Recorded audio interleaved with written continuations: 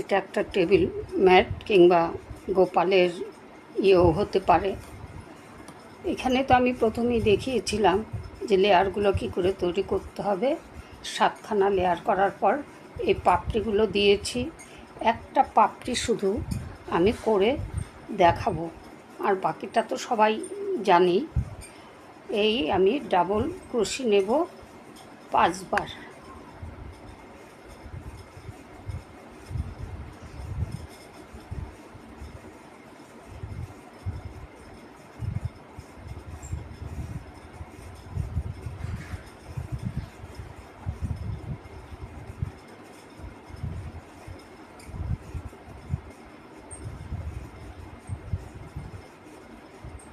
হয়ে গেল 5 বার। এখন এই ফুলটা তৈরি করতে গেলে পরে এইখান থেকে এই যে এটাকে করে দিব। এখন এই মাঝখান থেকে আবার 5 বার ডাবল ক্রোশি করব। খুবই করতে মজা লাগে। ক্রোশের কাজ তো আমি ভীষণ পছন্দ করি। এখন ঘরে বসে আর কি করব,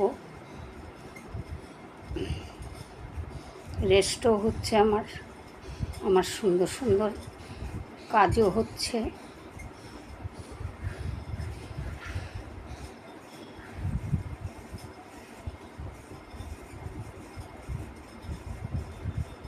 পাঁচবার করতে হবে।